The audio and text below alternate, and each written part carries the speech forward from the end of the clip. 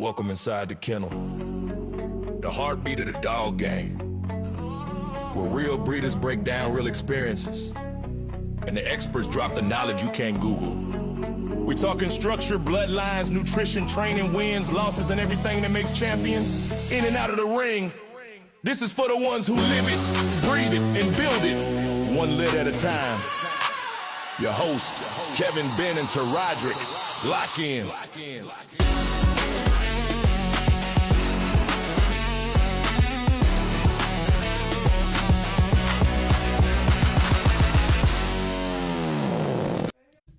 Welcome back to another episode of Inside the Kennel. It's Kevin here, and Biddy Hood from Hoodlum Kennels. So we'll just hop into it and see what we come up with. I think today we're going to cover co-owns. Co-owns. There we go. I drew a blank there for a minute. It happens. I hear it buzzing. Yeah.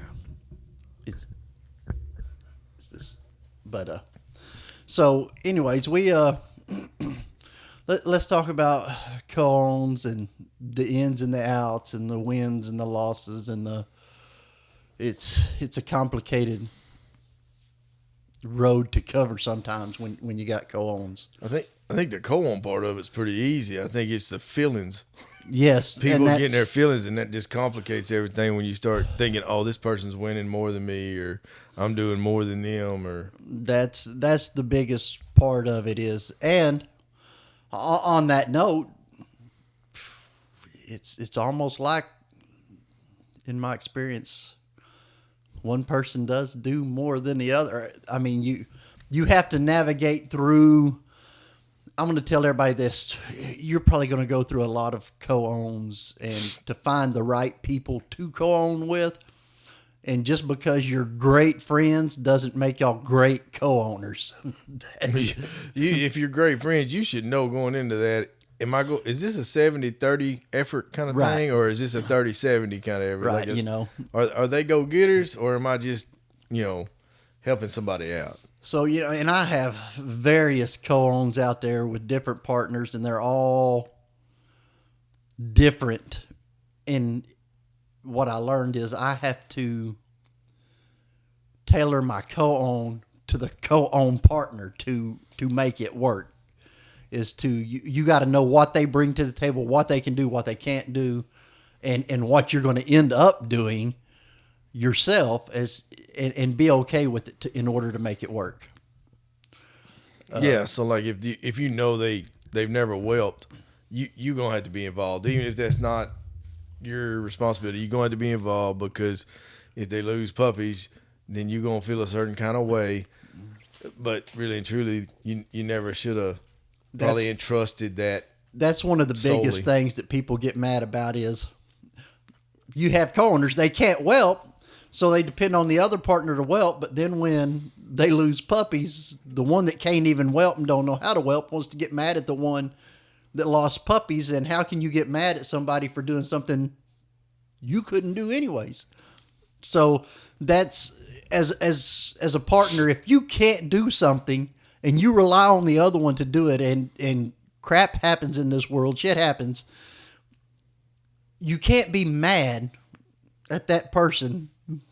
You couldn't do it either. So if you think you can and you need an example, you don't mess around much on TikTok, right? Yeah. T-Rod has been going live every time he's whelped puppies.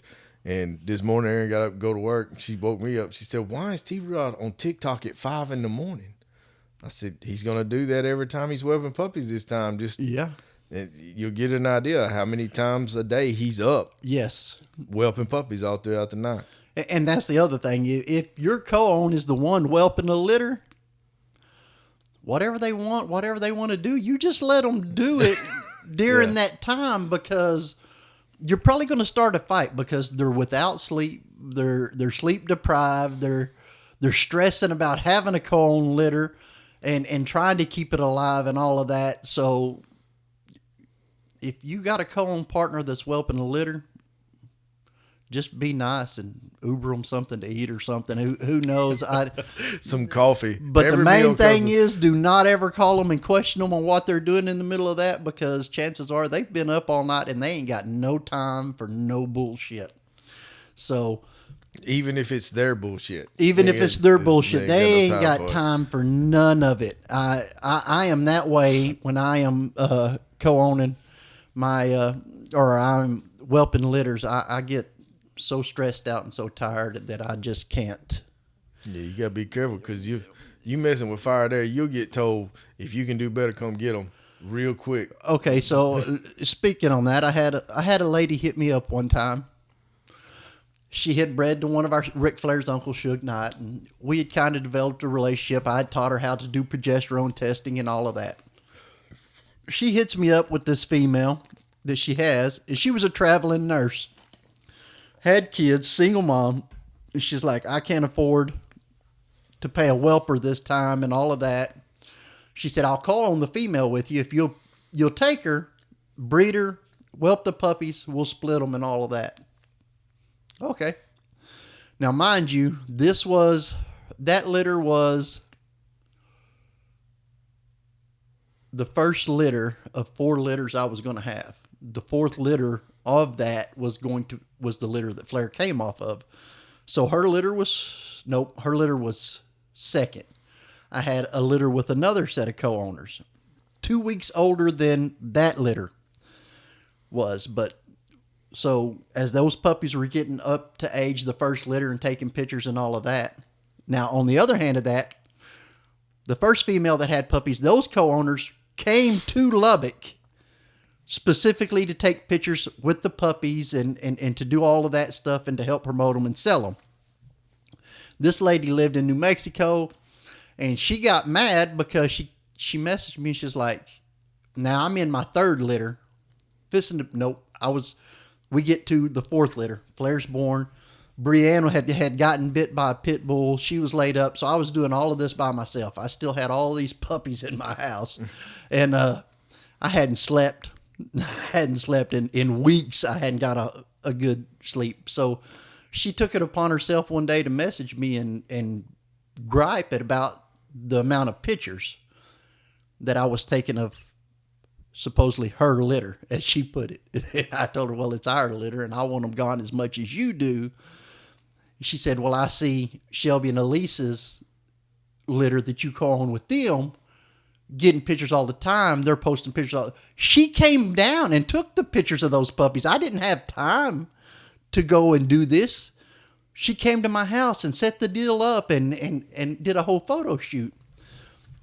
And she was like, well, why didn't she take pictures of our litter? And I was like, well, because that's not her litter. That's our litter. My co-own is not your co-own. So needless to say, it didn't go well. And I knew something was crazy, but she came down. She was supposedly told me, I've got 4 puppies already sold. If we can have 4 puppies, I already got them sold. Okay. No problem. So I'm figuring up the money, and they were fawn, so it wasn't big money. It's $3,000-$4,000 a puppy. But at that, let's just say there was $12,000 already made on 4 puppies. We had 7. So she hit me up and she's like, well, here to help you out, I'll come pick the puppies up. Now, mind you, I didn't have the papers to the female. I didn't do none of that. And she's like, I'll help you out and I'll bring them down here. And well, you got most of them sold there. So why not take them? I understood it. And she came and picked them up. And then the next day she sent me $1,500 and told me that was my part of the litter. Well, I mean, you gotta give her credit. But that was pretty slick. Well, did you ever get any more money out of it? No. That she won.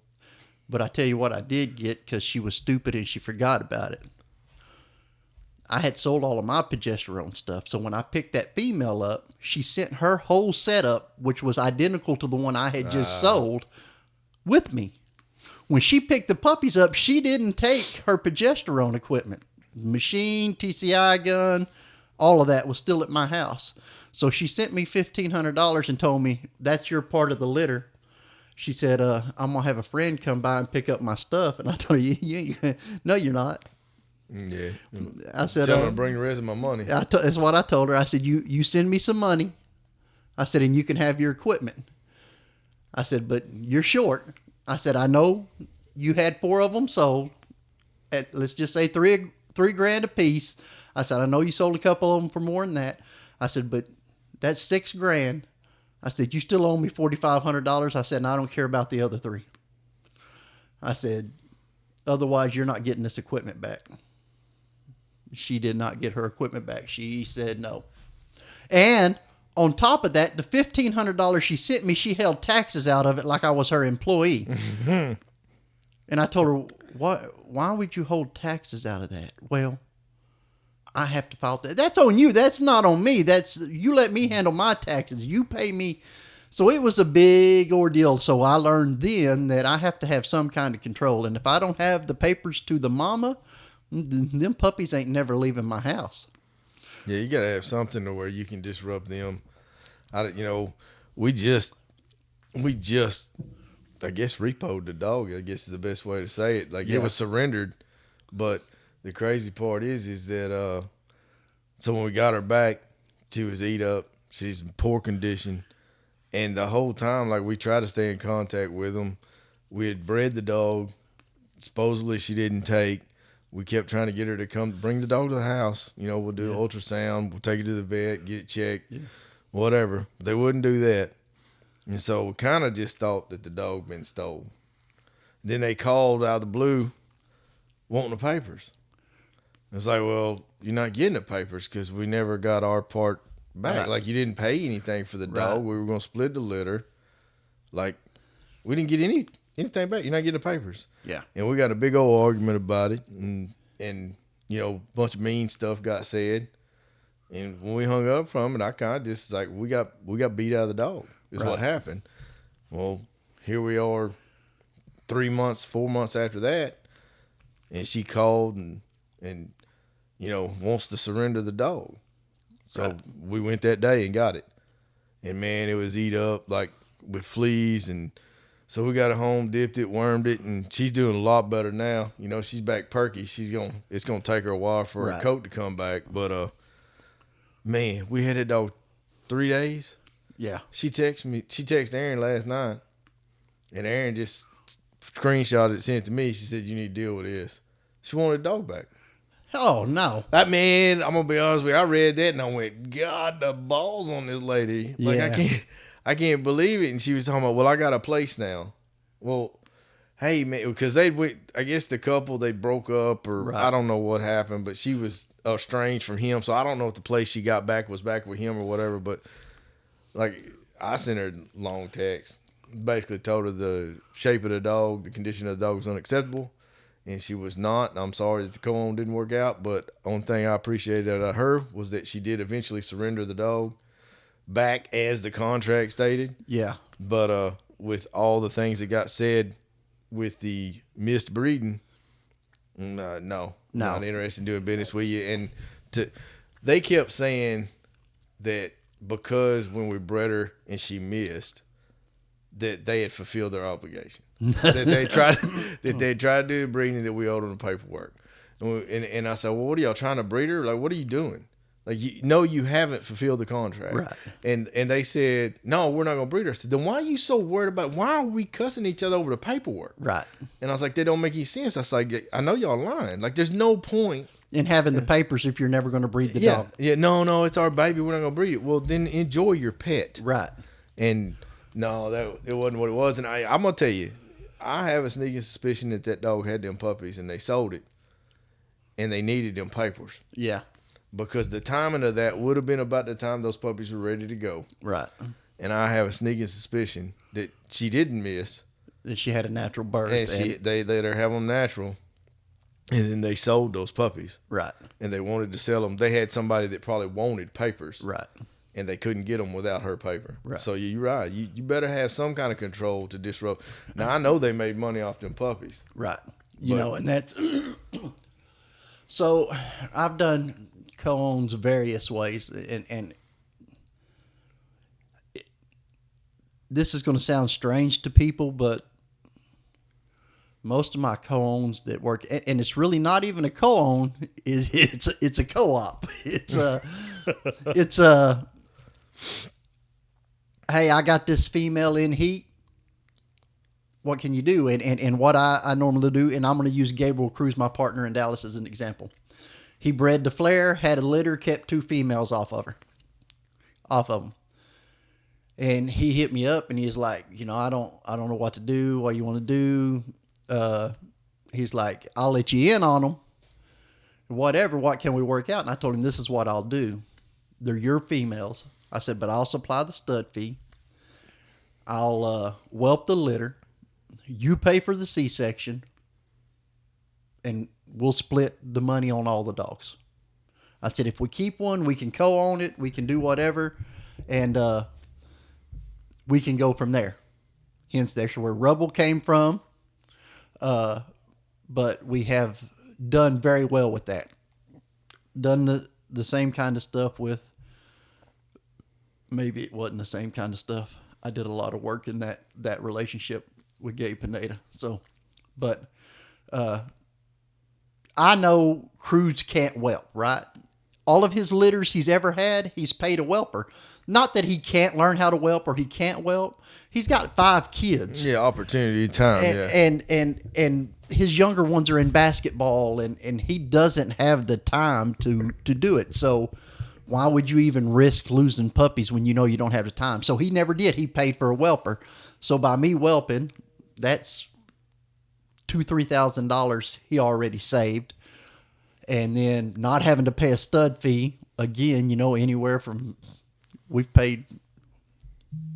Well, in today's world, you're going to be $2,500, $3,000. Well, look who it is. Yeah, hold on 1 second. Y'all, we're going. What's up, T-Rod? You going to get on? Yeah. All right, let me hook you up here. All right, I'm going to mute it because it's puppy fry. Okay, are you there? Yeah. All right, T-Rod, we're just in the middle of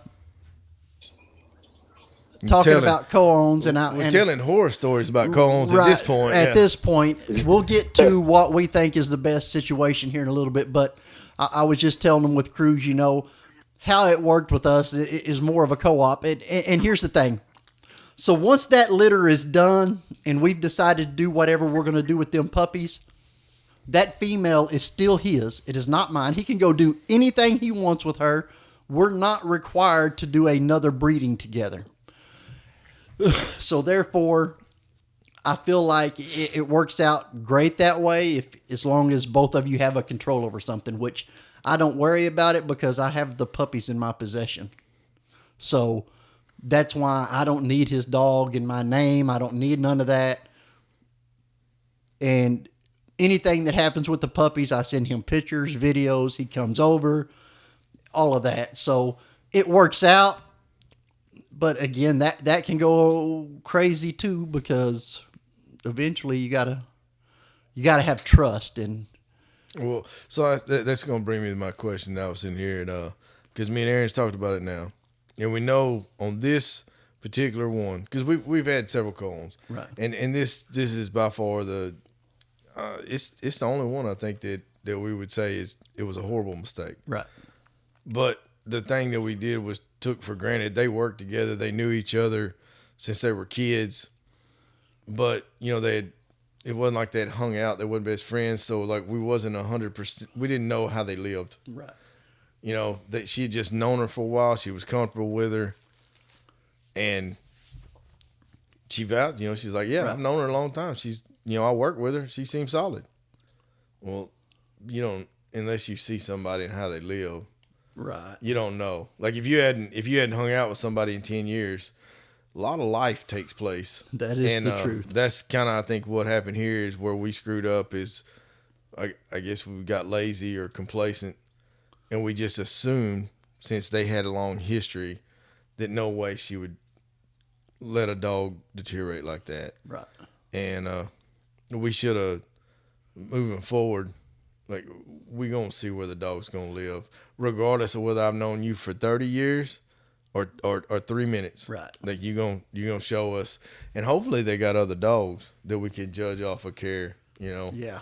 And I think that's where we didn't do our due diligence. We got lazy and we just took for granted that knowing somebody, you wouldn't get taken advantage of. We trusted a little too much. That's in that deal. that's the biggest issue is trusting too much. And again, it doesn't matter if you know them for 30 years or 30 minutes. This is a business transaction and should be treated as business and not friendship, and not, well, that's my buddy, he going to take care of me, because everybody's your buddy until money gets involved, and then money has tore many of friendships and families apart. So why would it be any different in this situation where there's going to be money involved? There's going to be something, whether it's your time, money, whatever, it's involved. So it's very easy for somebody to feel slighted or whatever.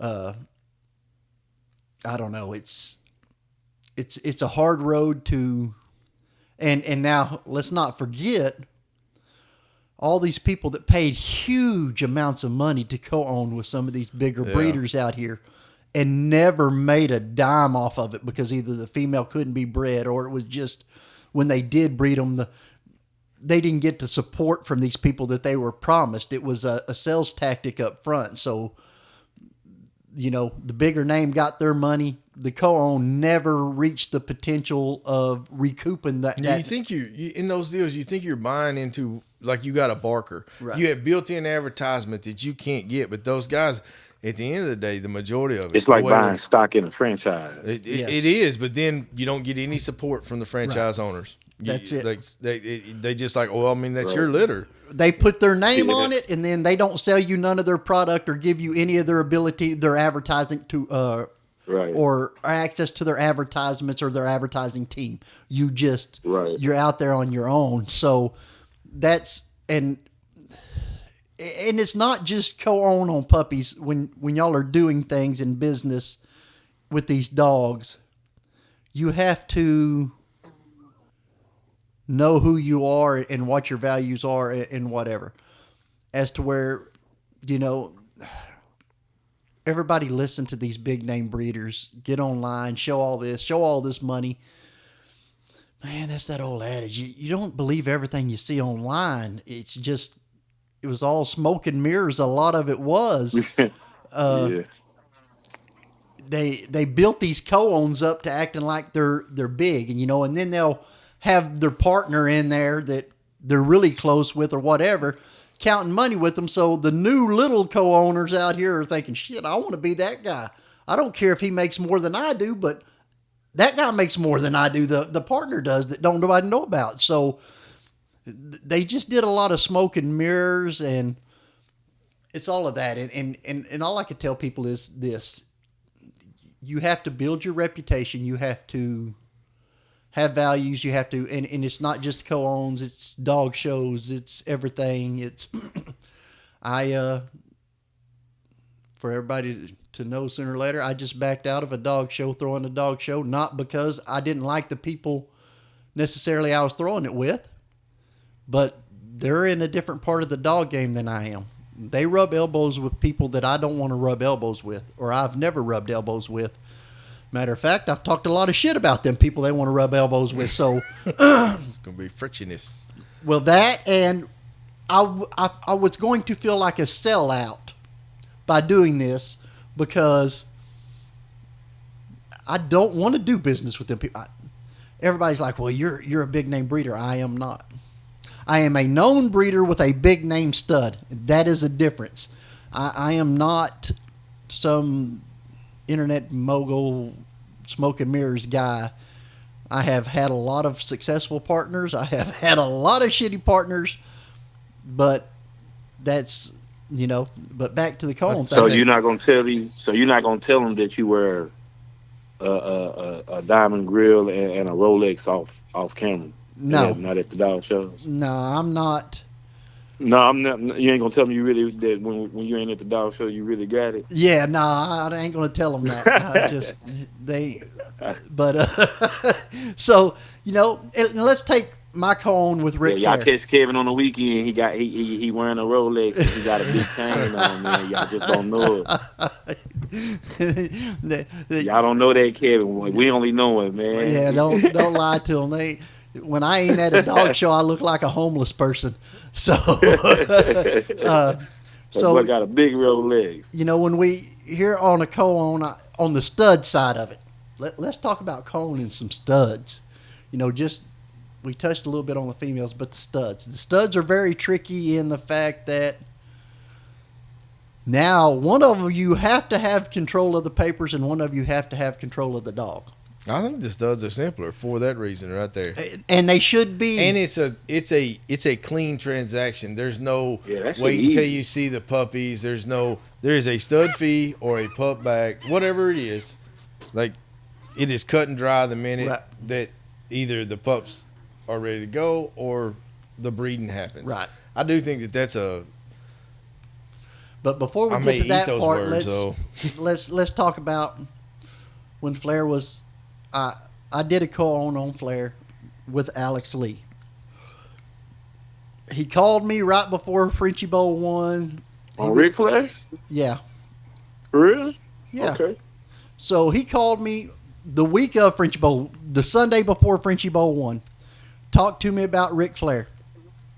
Gabriel Cruz sent him the picture because he was. That's right. I did see y'all at the show together. I'm tripping. So, Gabriel Cruz sent me the picture. I didn't have Alex Lee on my Facebook, didn't know who he was, didn't care, whatever.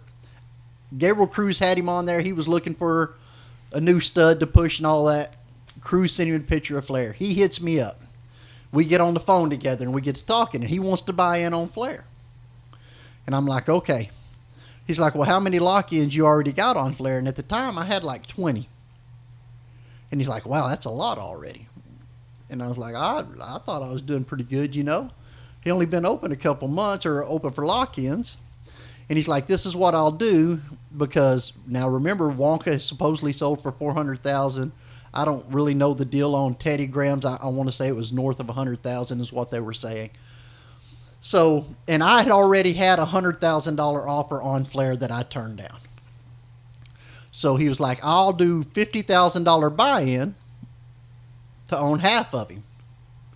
I said, okay. I said, but here's the stipulation. The dog's got to stay at my house. He ain't going nowhere.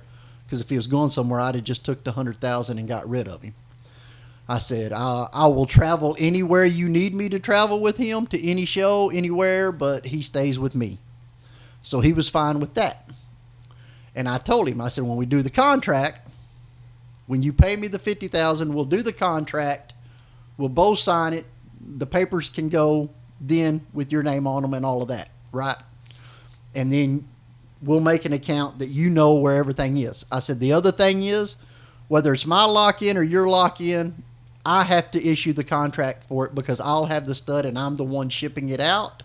I'm the one going in person to do the breeding. So I need to know that they legitimately, because we were getting lock-ins, I said, I have to know that they legitimately had a lock-in to this dog, which he agreed because he was like, I'd never did that. He said, I never thought of it that way. He said, but I have people breeding to one of his other studs. He said that I'm not sure that they really had a lock-in or not. He said, he said, because I got so many. So we agreed on all that. He sent me a $3,000 deposit. He said, I'll bring you the rest of your money in cash at Frenchie Bowl 1. I'll pay you. Okay. So we go to Frenchie Bowl 1. Everybody knows we walked out with $100,000. Now, here was the kicker to that deal. I told him, you cannot use my dog to pay for my dog. I want that $50,000 up front. And then whatever we make, we can split. But until you pay me that some amount and sign the contract, this is all just discussion. So we go to Frenchie Bowl 1. We made all that money. Now people are going to say, well, y'all made that much money. His part was there. No, his part wasn't there. He still didn't co-own the dog yet. Yeah. You know what I'm saying? Because he didn't pay me. I went Friday night before Frenchie Bowl, and he was supposed to pay me, and he didn't. You don't get credit because you was fixing to buy Google stock before it blew up. Right, you know, so again, he didn't pay me. And this is really the first time I've spoken about this into a public atmosphere to where everybody's going to hear this story because there's a lot of crap out there. But Friday night, we get there, set up. He was supposed to pay me. He didn't have it. It was at his hotel, blah, blah, blah, blah, blah. We went in, did our setup and all of that. Told him what hotel we was at. He was supposed to come by. He didn't come by. He went out partying. Next morning, he calls me. He feels like absolute crap. He had been out all night, drinking, snorting coke, doing all that. Wanted to know if I could stop by a store or pick him up from his hotel and take him up to the venue with us. Stopped by the store, got him some Pepto and all of that. Took him to the venue. He, again, no money. Went through Frenchie Bowl. You know, we made all of that money that day. I went back to the hotel. The last thing he told me when I walked out of that hotel was, when we finished counting up on the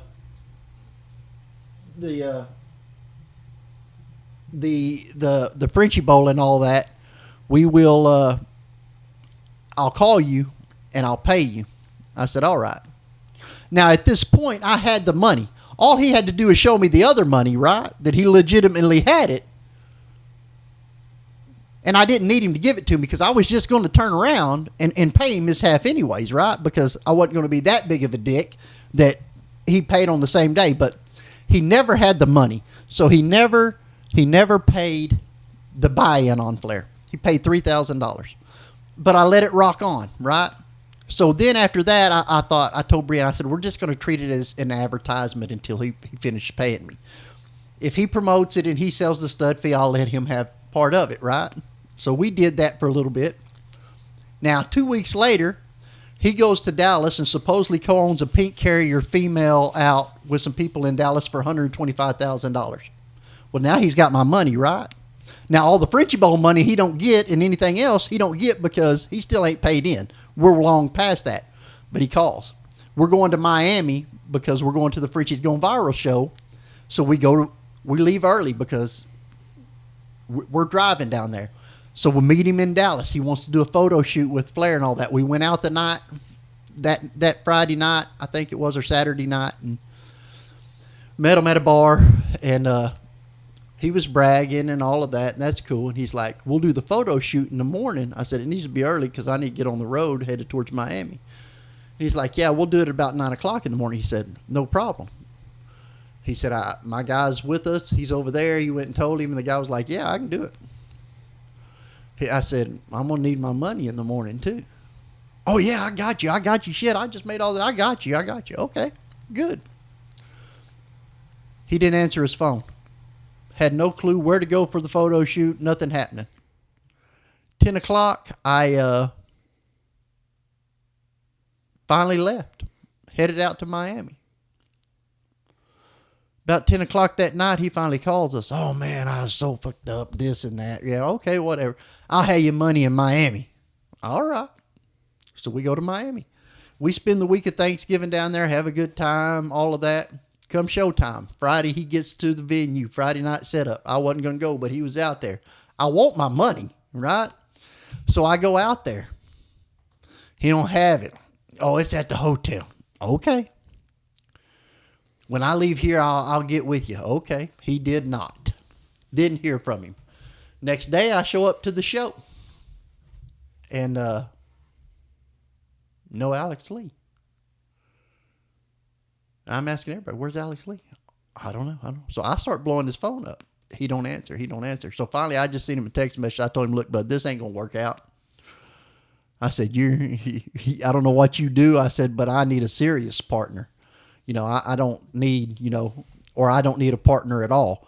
I said, if you don't want, I said, this is our job and you're not showing up to work to promote this dog and to do our thing out here. What do I need you for? You ain't even paid me my money. Well, he called me. Oh, I got drugged at the bar. You didn't get drugged. Ain't nobody root for you. Stop. It was that fucking quarter of a kilo of cocaine you shoved up your damn nose. Allegedly. Allegedly not. But anyways, so I told him, whatever, you need to pull your shit together and get out here to the show. Next text message I get is, oh, I'm on a plane on my way home. I just feel so bad. After that show, a week after that show, he bought in on a dog named Biggie Smalls, and he did all kinds of swapping and trading, and he did all that with those bullshit partners he had over there, and quit pushing Flair. And at that point, I thought the deal was done. It was over. We go on, right? Rocks on. He never says anything. I do a ton of stud fees. I don't send him no more money. I don't ask him anything because, to me, he didn't do his part. He never bought the buy-in on it. Then when I finally told him, so again, we go all the way to Frenchy Bowl 2. And he's telling me, I got your money. I got your money. I got your money. What's the point now, right? I don't care. I told Brian, if he shows up and he's got money, he can still buy in on him for that price. But at this point, I don't care. Yeah. Frenchy Bowl 2 comes and goes, no money. And after that, I just tell him, Alex, me and you are done. Oh, no, I own part. No, you don't own part of shit. You don't own none of this dog because you didn't pay your buy-in. So here's where the whole Rusty Coleman thing comes in, because Alex Lee messages him and tells him that I fucked him over and all of this bullshit, and Flair isn't this and Flair isn't that and all of this. So Rusty Coleman thinks he knows something that he doesn't know. And that's why I always laugh at him and I tell him, if you're so fucking sure about what you think you know, take me to fucking court. But make sure you know what you think you know before we get there. Because if you don't, the countersuit is going to be astronomical. That's all I'm telling them. So, but point being in that whole story is, if you don't finish the buy-in, you don't co-own a dog. You do not have... I think most people understand that. I think you might have got a special kind of... And that's what I always tell everybody when they say, well, Alex Lee said you screwed him. I said, tell him to show you the contract. He don't have a contract for me. Has absolutely zero contract on Ric Flair. Because I told him, I have the contract. We'll sign it at Frenchy Bowl 1. I carried that contract around with me for a damn year. Everywhere I would go that he was going to be, I had the contract with me. It does not have his signature on it. It does not have an effective date, and it does not have paid. From the outside looking in, Kevin, I feel like the lesson you should have learned from that is you should never have to fuck with people that you got to fuck with. If you got to chase him to get your money, and that's then he's never gonna. He's not truly invested. Well, and the funny thing now is he's selling fake Rolexes online and at dog shows. We'll get you one that way off the air. Oh, no. All out of a dog show. Somebody No, I'm going to tell you, they tried getting me to. I mean, we were making money. Ric Flair was an ATM. He was just printing money for us. When I went to Miami, they were all like, you need to buy a Rolex. I stopped on the way to Miami in Destin, Florida at the outlet malls and went. I told you. There he is. I went in, man, and I'm going to tell you, they had the prettiest fucking silver or white gold Rolex with a blue inlay, kind of like the Dallas Cowboy looking stuff. And man, I really liked it until they told me the price was $14,000, and I told them, and it was used, and I was like, I could buy a fucking car for $14,000. I'm not buying a watch because you know what? I don't got a job. I don't have a time. I don't have anywhere I need to be in order to have a watch to know, hey, I'm running late. There's nothing in this world I have to do now. I can do whatever I want. I do not need a watch, a $14,000 watch at that. So, oh man, if I lost that watch, I'd be so heartbroken.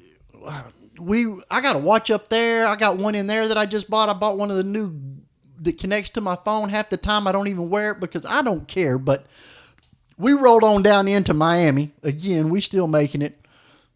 Gabe Pineda and his wife show up. I paid for them to go out and all of that to be down there. And we end up in the Gucci store and other store. They were trying to get me to buy some. No, man, I'm going to be honest with you, Kevin. I can't hardly see you in there. I just picture that movie Pretty Woman with you in the Gucci store. That's pretty much it. And they were trying to get me. What's the other brands? What are those? Gucci and Prada. Versace. Yeah. Man, I went into all these damn shops. Anyways, I had some damn shades on. I like the shades. I probably Thought I looked better than I did. Like $250 and more, you know. But they were $600. And they were like, man, you got to have them for the show tomorrow. Why? We going to be indoors. The fuck do I need a pair of shades for indoors? I bought contacts so I don't have to wear glasses. I don't even wear shades when I go fishing. Why the hell do I need a $600 pair of shades to go to? So I'm fighting this all the way. You know what I'm saying? We're getting a little off topic, but it's a little funny. But I'm fighting this all the way, right? I'm not getting all spruced up and buying shit that I don't normally buy. Of course, we go to the Hard Rock Casino, and they have a store in there, McAdoo or some shit, I don't know, Italian store or something. Sure as hell, they had Frenchie shirts. Shirts with French bulldogs on them, button up, nice shirts. Even had jackets that had Frenchies on the inside of them. Brianna's like, you need that for the dog show. And I thought, you know what? I might need that. That fits the dog deal, right? That shirt was $190. I told her I don't need that shirt. Well, now you're getting cheap. So- I mean, I'm a cheap son bitch, but I got dress shirts that were $120, $130. I don't. Yeah. Well, not even that gold one. No. Come on. That gold one was bought off of Amazon for fucking $27. Well, it looked like you should have got it. Well, see, so now you should live a little bit every once in a while. $200 well, ain't now, shit. Now, you didn't let me finish. I own that damn Frenchie shirt, Oh, okay. but I did not buy it, per se. I did, because Brianne bought it.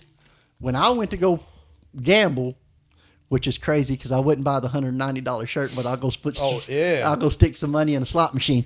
But Everybody's got a threshold. yeah, you know? she bought the shirt, and I wasn't happy. I can't say anything. I mean, I buy ostrichskin boots, $800, $900 a pair, but they last forever. I might buy one pair of them every 5 years, if that. Now my pants, I'll spend some money on some jeans.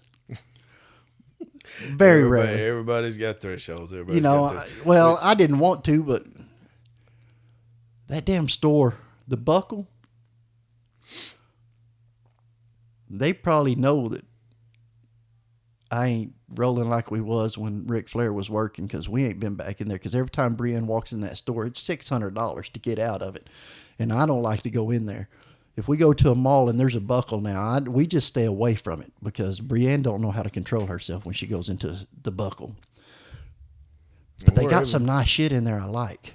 So, but yeah. So on back off of my life history and back onto the co-owns. You have to nail it down. You have to pay your part. You have to do your part, or the contract is no good. I think in my experience so far, the ones that have worked and the ones that don't, even if they work, but there's kind of friction, it's because of the alignment. Like, you know, I partnered up this last year. We did a bunch of breedings. It was all great, and the only time we ever had problems is I believe it come because we're at different stages, and that's usually what a co-own is, because you got somebody's coming up, somebody's already up. Right. You have to recognize there's different goals. Yes. For me, and all those co-owns was keepers. Right. I got to upgrade my camp. Right. Like, why else to do it? Because if I make a bunch of money, what I'm going to spend that money on? I'm going to go buy. Well, I'd rather it be my blood than I'm upgrading. Yeah. And somebody that's already established and has their camp, it's about selling them. Right. And that's where the co-owns, when we were, you know, when we co-owned litters, that was where the conflicts, or just the friction happened. Right. Because it was a difference of opinion. Like, we were never supposed to, and I forced it on the one litter. Like, we were never supposed to split the litter. We were supposed to sell the litter and split the money. Right. And there was just one dog in there that I wanted. And I was honestly, out of 8, I was willing to give them all up for that one dog. I didn't care. Right. I wanted that dog. That was the dog I was breeding for. It was like the 4th or 5th breeding. Finally got it. I couldn't bear to sell it. And we had an offer. Right. But I didn't want to take it, and I was being a jackass. And I was I was the cause of the friction on that litter. This is how I handle that situation with my co-owns when we do those litters. If there's just a puppy in there that they just think they want, and I don't want to co-own it with them, or I don't want to be a part of it, then it's just a puppy swap, right? But it's probably the most valuable puppy. In I there. don't It's- care. it's- But at that point, I mean, and this is where little common sense has to come into people, because it might be the most expensive one that you could sell, but you got to find the buyer for that, right? And maybe I look at it different because usually I'm the one that finds the buyer, right? In most of my co-owns right now, like you just said, we're in various spots because of my name with Flair and all of that. I can get a little more than Cruz can get out of a puppy. Or you can say, or me too. I know So- I'm at that point. So if he come to me and said, "Hey, I gotta have this dog," outright, and he should do that because he wanted to keep that last little koi we had, and I sold that bitch. If I get an offer, I'm selling. I can make more. But so he was kind of upset. I mean, but he wasn't, because I had to sell him on the fact we've got better stuff coming. Let's just and let's just make some money. So, but in my aspect of it, I feel like if one of you want to keep a puppy, then the other one gets a puppy outright, which means you basically took first pick. Yeah. So the right thing to do is the next pick, whatever they want, is theirs. Well, now let's get it straight though. I didn't just call them and go, "I'm taking this puppy." Well, that's But what I'm saying. So we had to. There was a lot of negotiating. I guess I called it friction. But there was a lot of negotiating and changing the original agreement to accommodate me on this particular litter, and the only other thing we ever had is when they miss. Right. If they miss and you were alternating back and forth on picks or something, like the deal, like, man, it's just we were in different places as far as breeding, and what they wanted and what I wanted was different things. And it took us a little while. And I'll tell you the secret to not severing that relationship is mind your mouth. Because the minute your social media clause comes in here, the minute you start bashing somebody on social media and not keeping it private, you Yep. can no longer back anything Right. up. And then nobody, as long as nobody pulls out the 4-letter dictionary Right. to start with, you can get past it. Yeah. You take a breath, you go a few days, maybe it's a month, whatever. But like, we worked everything out and we're all good. Matter of fact, we just go on the stud together. So there's good and there's bad. And the main thing is acting like grown-ups when there's a disagreement. So I had a partners, 2 different sets of partners, right? Okay, so me and one of my set of partners co-owned a dog out with some other people. We did a breeding on that female, and they called me. There was a cream dog in there, and her DNA wasn't really all that fancy. I mean, it was. She was Isabella Merle. And at the time, there wasn't any. But she was covered in cream, right? We're not going to sell that dog for a ton of money, right? But her sister was a visual Merle, right? She wasn't Isabella, but she was a lilac Merle, carry testable, fluffy, all that. So I told them, I went to my partners that I co-own this dog out with them, and I was like, hey, they would like to keep that female. So I said, they're willing to give up the other 2 dogs in the litter because there was only 3. If they can have that one. So everything was hunky-dory, right? They were like, hell yeah, that's not a problem. We can sell those 2 for more than we were going to make. And we don't have to split it 3 ways. Now we only have to split it 2 ways between us. They get a dog and everybody's, right? Okay. So I called them back. I said, done deal. That's y'all's. We're taking the other 2 puppies, right? Not a problem. They were just as happy as they could be. So we drive down there to see the puppies and take pictures so we can start promoting them. When we leave, the other partners decide, oh, no, I think we want to sell that other one. Because she was a big rope, fluffy. That didn't set well with me. Because now I done gave these people my word that they could have this puppy and we were going to take the other 2. Deal was already done, right? We'd already discussed it between all of us. And I told him, I'm not doing it. And he's like, well, this and y'all don't run this. This is a 3-way co-own. And I'm telling you, 2 of us want it this way and only you want it that way. It ain't happening. I don't give a shit. I will end this partnership today between all of us if this don't go down this way, I said, I will walk away from it. I will make sure all 3 of them puppies are registered and they get all 3 of them. I will walk completely away from it because I told the people they could have that puppy. I'm not going back against that. So that fractured my relationship with my original partners. But on the other side of that, I'm not going to do business to where I lie to somebody and then change my mind when I decide, oh, that one turned out nicer than the other ones. We still made good money. I think people can work together like that with difference of opinions. Just like I said, you got to be. So if they'd have come to you and said, all right, we're going to, we realize we agreed to it. We're going to slide it this way this time. But next time, like we got to, we have a little different vision. And if everybody's willing to be respectful of that, See, and then maybe next time they get a little bit.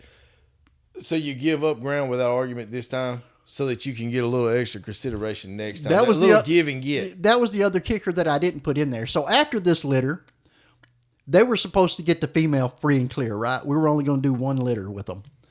They gave up 2 puppies and told us we could do another litter with her. They would split another litter, right? That's a no-brainer, right? Yeah.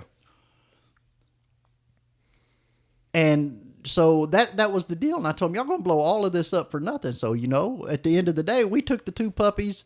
They took the mama and the female they wanted to keep, and they got the papers. I gave them the papers. I'm done with it because we're not going to have this argument continue on and on and on and on. There's too much money to be made by screwing it up over a pick of a puppy when you can just have more puppies. That's my thing. And that's why I said, if one of my cones come to me and say, Kevin, I really love that dog, that puppy. I want it. I want it to be mine. Okay, take that one. But I'm going to take this one and I'm going to sell it on my own and I'm going to keep all the money for it. Because I don't care what dog you have on that litter, until it's sold, you don't know what you could have sold it for. You're right about that. I mean, you have an idea and you have to. It's kind of like how I see studs. I see studs like if they're a company. Like when you're saying that, let's just say you called Flair, let's just say $100,000 for the source of math, for right. the ease of math. If he offered you 50 and you took it, that's a 50-50 split on each breeding. Right. I think if he had offered you 30, then he only gets 30 of each breeding. Right. And if you just operate like that, it don't matter how many partners you put in on the deal. Right. You have to, what they call that? They call it something when they, the evaluation of the company. Right. Like it's worth this much, so the percentage has value, right. An assigned value. I think on the stud, like that is simple. For me, cut and dried is that. It is that percentage. It's whatever percentage you give, whatever you're evaluated at. I have a lot of people hit me up for studs, to own studs with them, to push their stud. And used to, whatever they needed, I'd have done. I mean, if I could buy in on the stud, I'd buy in on a stud. But I feel like I worked my way past that. I have such a reach with Flair and customers and all of that if you want me to push a stud for you, I'm going to win in that situation. As far as I'm not going to say it. I'm just going to let that one lay where it is. Just know that I'm not. You just got vague right there. Well, it needs to stay that way because it gets into personal business with me and my partners, and I don't want it out there because it just makes things difficult between me and my partners. No, but I can. Like you and T-Rod, you have Rubble, he has Flairgrams. Both of them dogs is given to y'all based on y'all could give it a great home. Y'all can reach people that I can't reach, that I don't know whether they want to say they don't want to reach out to me because either my prices are too high or they think I don't want to work with everybody and anybody, whatever it is. But we all have different clientele. That's the beauty of a co-own, is that you have customers that don't even know who the hell I am. Even you may think you're a small breeder, but you have people that don't let Benny bullshit you over here. He just texts the punter of the Cowboys whenever he wants to. So that's not true. It is. Don't let him bullshit you.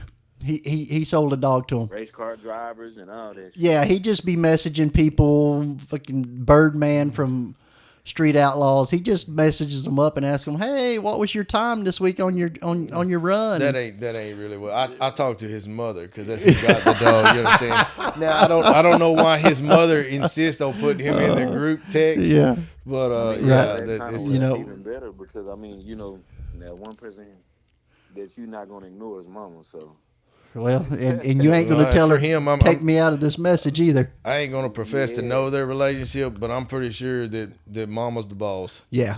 So, I'm sure. but and there you go though, and then T-Rod's got a whole nother different clientele than I have that I don't know. They may know me, but I don't know them. And they may not want to deal with me because of shit they've seen me say or do online or whatever, but they'll deal with T-Rod or they'll deal with Benny and vice versa. It's beneficial to have co-owns.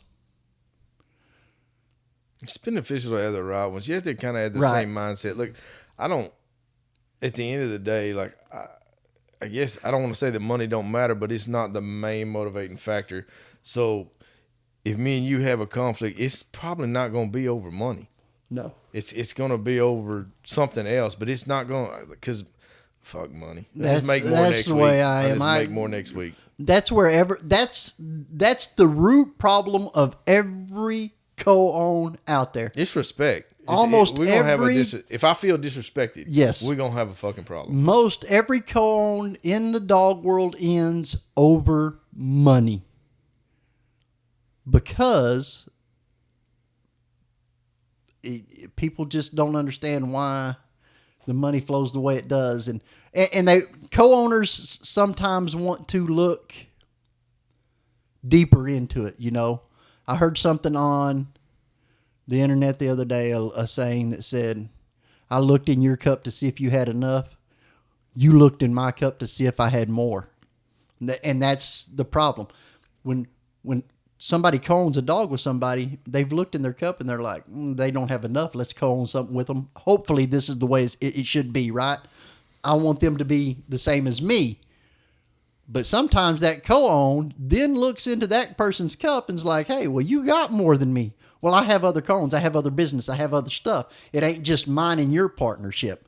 And like I tell all my co-owns, just because me and you co-own something that has nothing to do with mine and T-Rod's co-own. Or anything they do. So like Josh and Jess from Texas Bred, man, they will spoil you.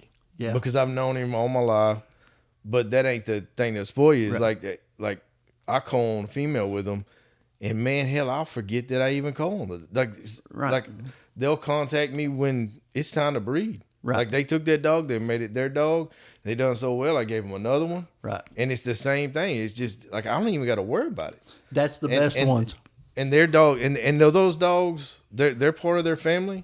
Like I don't have to worry about the care. I don't have to worry about when it's time to breed. And hell, just like I was telling you earlier, like they called me wanting to breed the dog after the co-own's over with, and they worried about using one of my studs to help him get started. I'm like, hell, that ain't necessary. And You gotta that's do what you gotta do. and that's what I'm talking about. Like my cones are not your cones are not mine. Like you working with Manny and Angela.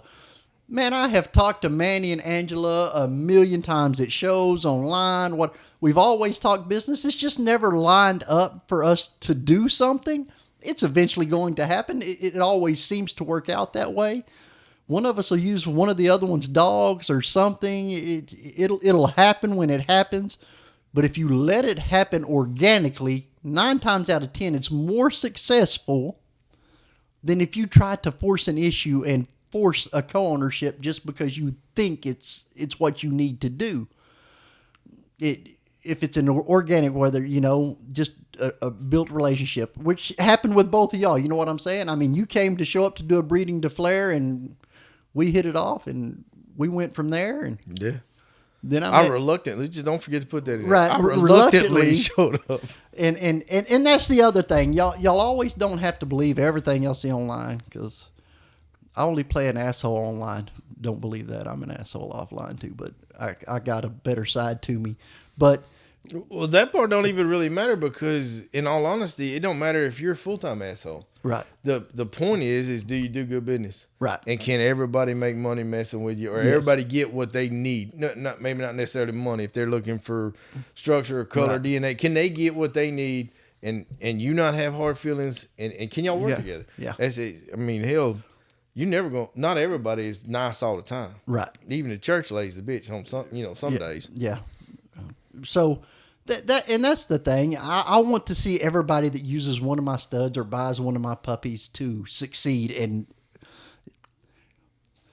getting a bigger name than than me, great, go do it. I don't care, because that's what we're all supposed to be striving to do, is to be successful at this. And you cannot hate or judge another person by their success. Then you just become a hater. I mean, just because there's a chance that you or T-Rod or maybe both of y'all are going to blow up one day and surpass anything I ever done in the dog game. It's possible. And I'll be there to cheer you on. It's the ones that get the attitude when they start getting there and forgetting the people that cheered them on to get them there that bother me. You know, the attitude change, I'm better than everybody else, and nah, you're not. I'm still not. Let's don't bullshit ourselves. If there was never a Ric Flair, there's never a Kevin. I'm not sitting here today in this house with y'all talking ever. That dog put me in places in front of people and all of that. How am I going to get cocky about that and act like I did something? Well, it might have happened, but I'm gonna be honest, it'll probably happen sooner because I'd have probably been able to afford him sooner. So that was and that's the thing. And here, kind of to touch on that produce not bought shit, but it doesn't matter where the dog come from. It matters what you do with the dog at the end of the day. Same with your co-owners. It doesn't matter how y'all meet or when you meet. It's how you handle the business side of things. And don't get it twisted. A co-own is a business. It is not a friendship. And it's a business in a weird way because like I have another one is Stacy and her husband. Man, they've been great too. Right. They don't want to breed, but Right. they love French bulldogs, and they couldn't afford them. Right. But they can't afford the big initial investment. Right. The vets and things like that's not been a problem for Right. them. But they don't want to breed, so they'll breed the dog. They'll raise it till it's a couple years old. Then we're gonna breed it. They're gonna sell their part of the litter to get the money back that they invested in the dog. Right. And I'm gonna get my pups back. And then those dogs become pets for them. Right. They get fixed, and that's how they accumulate the dog that they have from me. Right. It's because they didn't have the $4,000 up. Because I will say this, they might not want to pay that. I don't know whether they could or not. I don't know their finances, but they don't want to pay that much for a pet. But they got expensive taste. Right. Because when they come over and look at puppies, they're not looking at the pet home puppy over here. Right. They are looking at the full fluffy, Right. DNA. Oh, that's beautiful. Yeah. Well, I don't know if you know it or not, but you're gonna have to put a car payment down. Yeah, Okay, that one. that's the other thing. I mean, I don't. So they're never gonna make a lot of money off the deal, is what I'm saying.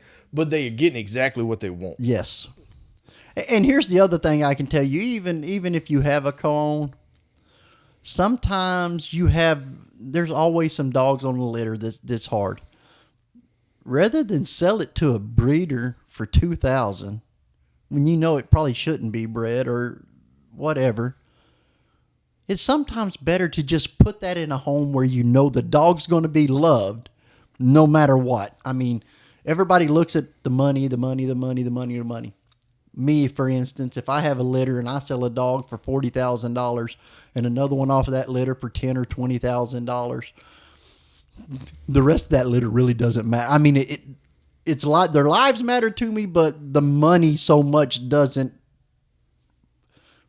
$2,000 is not. So if I find somebody that's got a good home, like you said, don't have the initial money for the investment, but could take care of the vet bills and give the dog a great home, here, take the dog. I don't need it to end up somewhere where it's not going to turn out to be nice and breedable, and somebody be just like throw it out in the backyard or turn it into a shelter or whatever. They should have to give it back to me. I have repoed a dog that wasn't getting taken care of, but it's sometimes better, and it's good karma sometimes, and you never know that those people might come back and say, hey, I want to breed this dog. What can we work out on this? You know, and that's where you go from there. Well, Aaron did that. Like first full fluffy we ever produced off of 2 carriers when we first started. Like it was not it was obviously it was pet home. Right. And Aaron happened to see a lady on Facebook. Well, it wasn't her. It was, I guess, some of her friends. Their house burnt down, and they lost all their pets, and they had a 6-year-old girl. And I don't remember what time of the year it was, but whatever. Aaron asked me, he said, you be all right if we just give them that puppy if they want it. And she contacted that lady and said, look, realize now it's not the time. You may not be ready, but if you get ready, this offer stands, and in a few months, this pup will be ready. Right. And they end up taking that pup, and I don't regret that at all. Nah.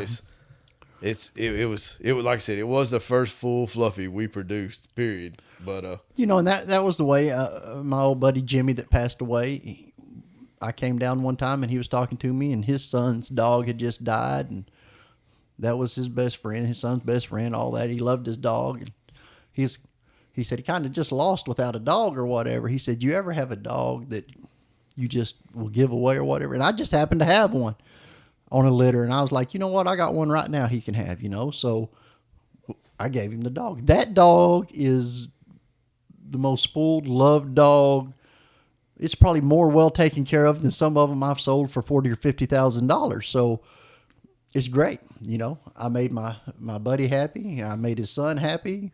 You're probably 100% right, because the person that never could have afforded that $5,000 investment, they know what they have. And people that have $10,000, $15,000 disposable income to throw for they a pet, look at it just that as an investment. Like there's a difference in the way it's treated, because one person can replace it and one person never could. Right. So y'all have to think about that, and that goes into, again, right back to where you co-own, and can they sustain a healthy dog? Do they know what they're getting when you do this co-own with them? Do they appreciate that fact, or are they just looking at it as an investment? If the first thing they're not want that they want is, if it's not to have a dog to love and to take care of, if that's not their first mindset, they're not going to be a great co-owner. You still with us, T-Rod? Yeah, I'm still here. Well, I know you. I'd asked you earlier, and I know damn good well you had one good co-own, because you just sold that litter, and you just sent me a picture of one of them boys that y'all had sold. Oh yeah. Yeah, with you and Colton, that went pretty well. well. That's the only co-on I had. Yeah, it did. It was simple. I mean, I never think co-owns are bad, unless I think the only thing is just this guy always got to be the right people, like one of y'all said earlier. You want to run down? You want to run down kind of like how y'all met and how that turned into a co-own, and like what y'all agreed on? Well, so what happened was I had Cleo's last litter that she was having, and of course I wasn't gonna have any more females to breed, so I thought I was gonna have to go buy me one, or I was gonna be down for a year, because I kept Ling, of course, who I just bred the flare and had the puppies out of. But anyway, out of that litter, I had a Merle, and she pretty much was the second one to go, because Gerald had already bought his, and so they bought the dog for the family for around Christmas. It was like a few days before Christmas we went and delivered the dog. And so while we were there, I also had 2 fluffies in the litter, which Whopper is one, and then I had a lilac trundle that was in there. And so Colton was like, hey, man, I kind of like that dog too. I want a fluffy, I'd like to come grab that one too. And I was like, all right, man, I don't think anybody around here is going to give me the money I want for it, So it'll probably still be here. And, man, yeah, you can come get the dog. And I was like, and if you want to, I'll cut you even a sweeter deal, and we can do it on co-own and breed it together and just do our thing, and bust down. And he said, okay, cool. So I ended up selling the dog to Alliance Towing as a pet for like $4,000. And so he didn't get to come and be on co-own. Well, I kind of felt a little messed up, that the dog sold, but business is business. So I'm like, man, you know, how can I bring that back around? Well, that kind of went out of my head, and so about a month went by, and I was looking at buying dogs, and then I had a friend that I know that I met at the dog show that sells dog clothes and things like that. She had a black mamba daughter from she bought from Leland for like 23 grand, like 3 years prior. And she said, I'm trying to get into a different breed. She had Dobermans and stuff. She said, I'm trying to get into a different breed, and I just don't know if I can handle Frenchies right now. So I need to have room and space and time to learn a newer breed that I hadn't done before. So I have this female, and if you want in on her, you can come grab her, and we'll, you can either pay me for her now, or when you breed her, you can just, give me a pup back. And I said, okay. She said, I like the way you do your thing, so I know you'll take care of me, do me right. We'd never done business before, besides me buying dog clothes. So I said, okay. And she said, you can come, when are you going to come grab her? I said, well, I'll come grab her now. And so I was getting ready to go grab the dog, but I really just didn't have room for the dog. But she sent me pictures, and it was a nice Cocoa fawn fluffy. But anyway, we called. I was getting dressed, and I thought about something. I said, "Well, hey, let me call and see if he wants in on this co-on. See if he wants to co-on this dog with me. One, that'll give me a place to place the dog. Two, I'll be able to fulfill, you know, the deal I was gonna make for him prior and come back around since I sold the dog. So, um, I gave him a call when I was getting dressed and said, "Hey, man, I got a dog I'm going to pick up. If you want in on it, you're more than welcome. If not, I understand. It's not the dog that you wanted, but the dog is going to be in heat probably here in a few months. We'll breed. We'll, you know, go half on everything, and then split the money." And he said, "Cool. When you going to get it?" I said, "Now." He said, "Well, come on down and hop in the car and let's go. I'll drive with you down there." So of course, we loaded up, went down there to his house, and long story short, we went to Houston, grabbed the dog, came back. The dog stayed at his house from that day forward. I told him, I said, "Look, I'm not gonna want the dog back. The dog might as well stay here with you. It's gonna be your dog. We're gonna co-own the dog. You can do everything with the dog. Name it what you want to name it. House it. Once we do our first breeding, the dog is yours. If you want me to still do something with you, we can do it again. If you want to do it on your own, that's fine too. I really don't care. It's up to you." So he said, "Cool." A couple months later, the dog came in the heat. I had a breeding that had been sitting out there for like 2 years locked in.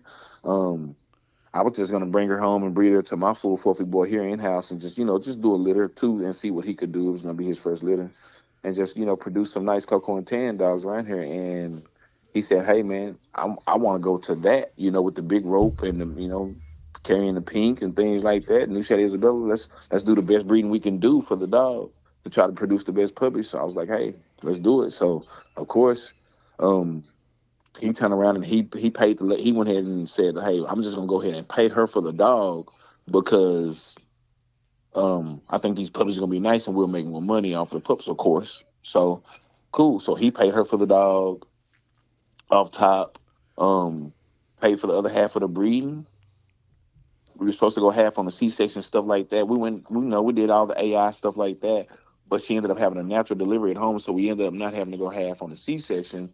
But we just took care of the dogs, and I whipped the litter, and then we sold them, and we busted down, and everything went good. And that's the way it should go. Yeah. I think it's pretty textbook. Yeah, And I think he took the dog and he got her fixed and he gave her to his mother as a pet. We didn't breed her anymore. I And think that the was it. biggest part of co-owns breaking down is lack of communication. Just to call and talk and say, "Hey, Here's the killer phrase, man. When you go into business with somebody and you start that go on and y'all are telling each other, we'll work something out. right. That's where the communication breakdown happens, because what you think working it out and what I think working Right. it out it could be I'll be two honest, completely we different did it. things.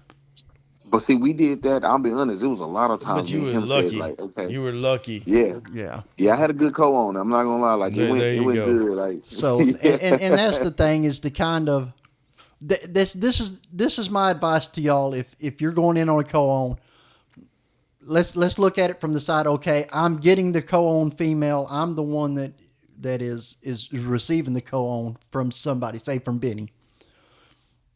The questions I need to ask Benny is, if there's a puppy in this litter that I really want, what can we do so I can have this puppy, right? Outright, nothing. That way y'all kind of establish ground rules before you ever drop a litter, if that ever happens. We did talk about that. So, We did. you know, And my decision was, what I told him was, I said, look, I think if we both had a vision of a dog we wanted, and I think it was pretty much the same dog, but he wanted it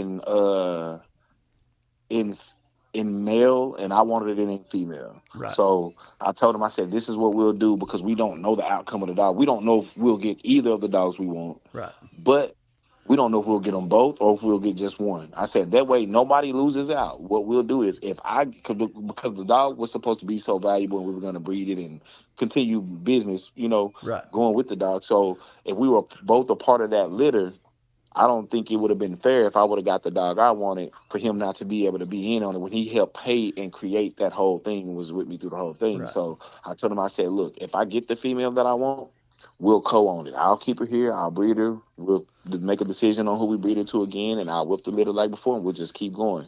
If you get the male that you want, we'll co-own him, and we'll do our thing with him. If we get both of the dogs we want, I'll take mine, you'll take yours, and then we'll split the rest. And that was simple. And that's 99% of how all my co-owns work. If we're going to keep something, let's just co-own it and keep on working. If the co-own is working and everything is going great, why not just pick up and continue on that way?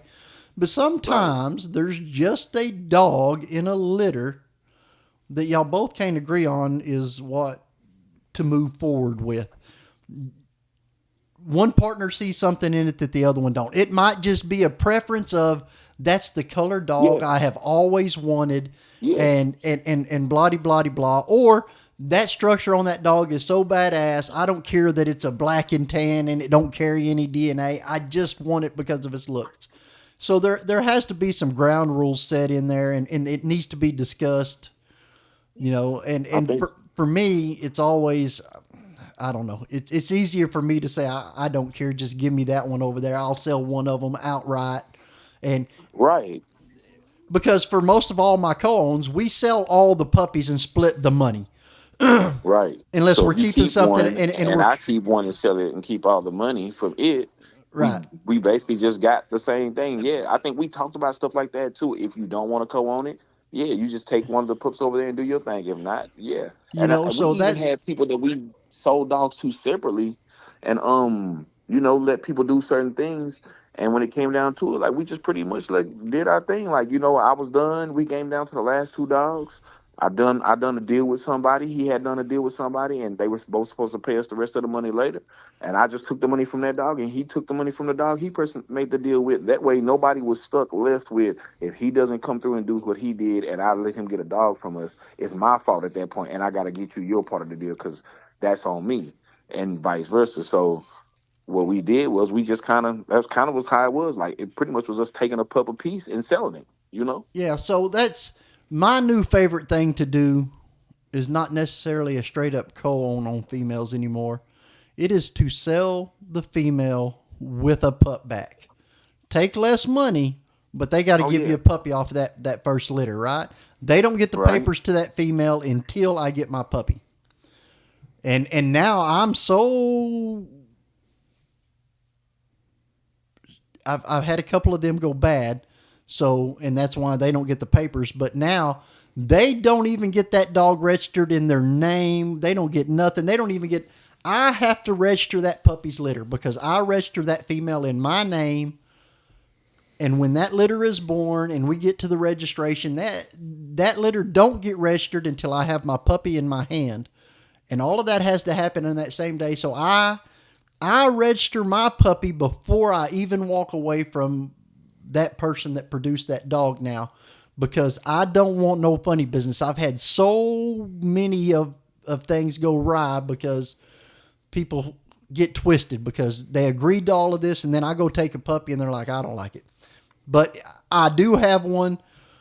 Me and this girl have had a little bit of a rocky past, but I'm going to give her credit. I really ain't going to mention her name, but so I sold her the dog. Then she ended up talking a bunch of trash, and things went crazy. But I'm gonna give her her props because she knew I had the papers to her dog, and I registered it in my name. And she hit me up. She's like, I know I'm still going to do honor or whatever. She bred the dog. The first time, I was supposed to get second pick off the litter. First time she bred her, she had a singleton. And I gave her the option. You can give me that dog, and I'll give you the papers to your female, and you're free and clear. Or you do that repeat, and now on the repeat, I get first pick. Because you have to combine the two litters, right? Right. She's already got her pick. So now the next pick is mine. And without hesitation, she said, I'm going to rerun it because I get a rebreed on that stud anyways. I said, that's fine. I liked how the puppies were going to turn out. She did the rebreed. They are now on the ground. It is actually the puppy I posted the other day, the little rojo and tan looking girl. She gave me no problems. Actually, she was relieved. She hit me up. She's like, she knows I own studs. There was a couple males born on that litter. She's like, what are you thinking about keeping? And I sent her that picture. I said, I want that female because I need females. She's like, oh, good. She said, because I think I want to keep both of the males. Well, you should, because eventually you need to own your own studs. Yeah. So, and that was a good pairing. So it actually worked out both of us. But she was scared to death I was going to take one of the boys because I pushed studs. But I didn't. I want the female. For one, if I want to keep it, it's going to be a nice dog. But two, I can sell a female easier than I can sell a male. So... But there is some out there, no matter the arguments or whatever, that will still try to do good business. But if you control the papers to their female and they want top dollars for them puppies, they're going to have to play by your rules. So that's the biggest thing, again, to this. There's got to be some control on both sides of it. One person has got to have the dog, and one person has got to have control over the papers and the registering of the litters, or y'all are setting yourself up for a disaster in the end because somebody's going to take advantage of somebody.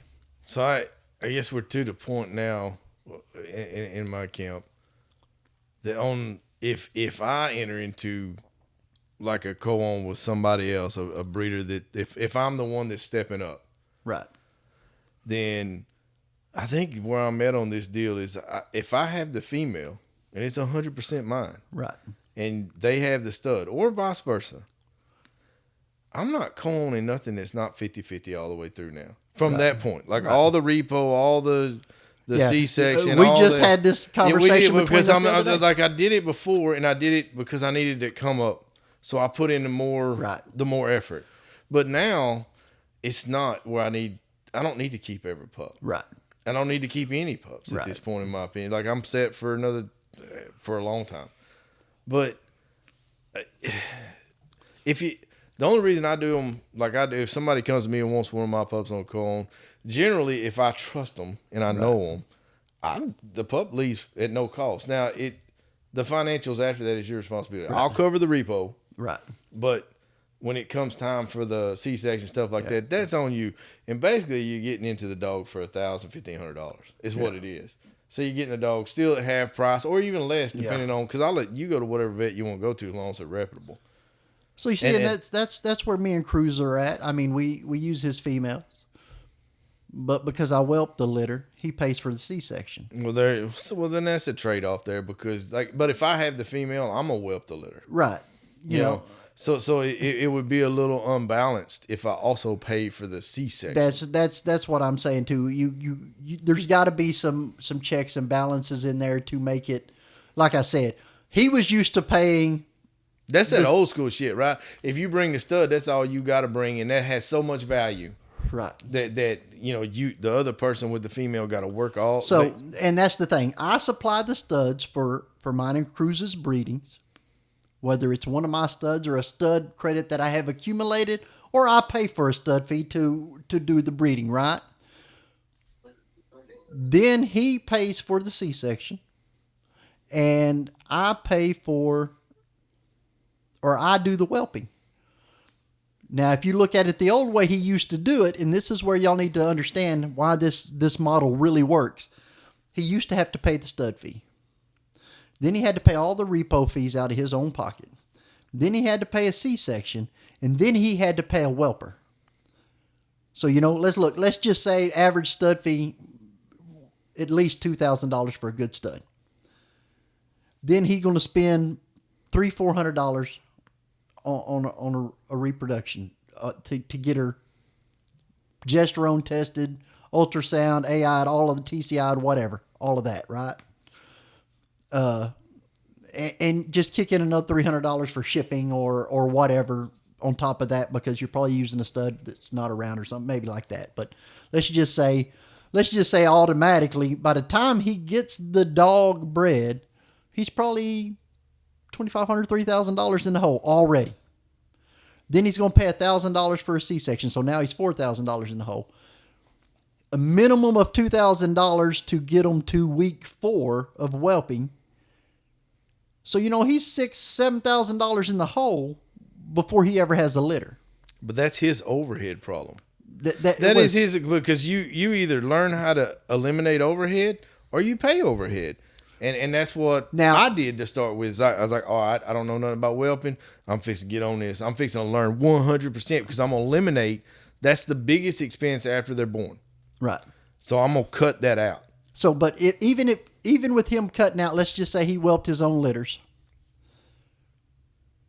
He saved $2,000, but he's still $5,000 in the hole because he still had to pay a stud fee and all the other stuff. So now here comes me. I got a progesterone machine. I got all that. He could go buy a progesterone machine, but that's still going to have to equal out in some breedings. And we don't do a shitload of breedings a year. Couple females a year, right? So, but now we can take care of the repo. I do the TCIs and all of that. So now all of that is gone. So now, and so the whelping's gone. The reproduction cost per se is gone. I mean, we pay for test and all of that, but it is minimal, nothing. Stud fee is gone because we're using one of my studs, or I have accumulated this stud fee somehow, somewhere.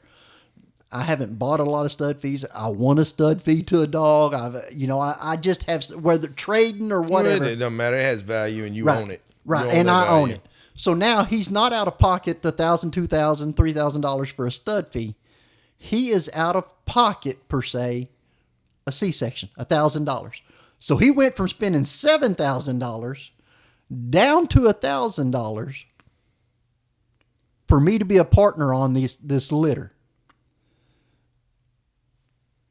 That's easy money to make back. Now, I have to whelp, which I don't care. I ain't got shit going on anyways. I'm sitting around the house. It's still in there, but I'm doing the whelping now. We're not paying somebody else to do the whelping, so a few whelping supplies and all of that, which I already have. Everything's set up. I've had tons of litter, so all of that has already paid for itself other than potty pads, wet wipes, your essentials that you got to keep. We come out of these breedings very, very cheap compared to a lot. Like I just said, somebody that's doing it individually and has to come out with every dime out of their pocket. You see them all the time on social media. Like they'll be complaining about somebody. They'll have a dog posted up $1,500, $2,000, $2,500. Right. And they'll be like, how are you selling that dog for that? It must be trash. It must be this. No, them fools are working. Right. Y'all are paying all these people. Right. Or you have this perceived value of your surface. Well, that dude, like, he donated all his time. He said, I'm going to eliminate this $2,000 off of the overhead of this litter. Right. So I can offer it at a lower rate. That don't mean his dog's subpar. Now, sometimes it does. But it don't mean that dog is subpar. It means that dog was more efficiently produced. It don't have anything to do with structure or DNA. Right. So now if you look at it, and he was trying to sell his litters, and he was that guy that could only get maybe $2,000-$3,000 a puppy. Right. So if he had 4 puppies, well, that's $12,000, right? At $3,000 a piece.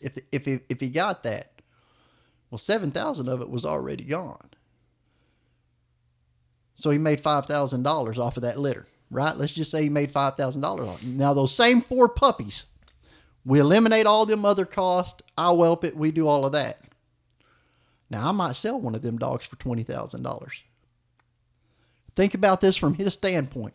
If I sell a dog for $20,000 and we split that fee, I hand him $10,000. His previous litter that I wasn't involved with, he made $5,000. after all of his cost and all of that. I just handed him $10,000. He was only out $1,000 for a C-section. He just made $9,000 off of one puppy, and we still got 3 to go. You know, even if we only sell those other 3 for $3,000 a piece, there's another $9,000. That's $4,500. I almost put the same amount in his.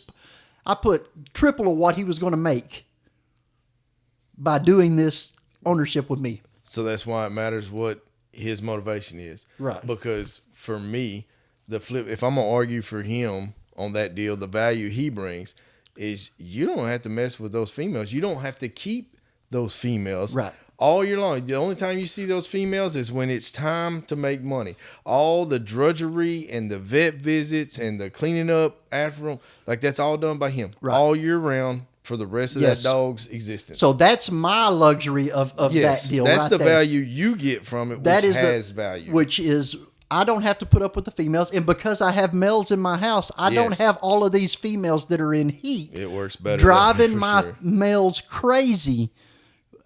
Flair's never had to live in a house that a female was intact and came in and out of heat, and I don't never want to see that day.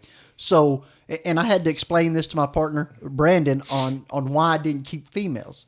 In Lubbock, it was different because we had an indoor-outdoor kennel all set up and all that. I don't have that here, and I don't know that I want that here because somebody still got to take care of them dogs in the indoor-outdoor. You still got to go out there, clean up and all that. And if I leave, why not co-own these females out or do these deals with my partners with these females where we all make money and we all eliminate the cost of the overhead to start off with?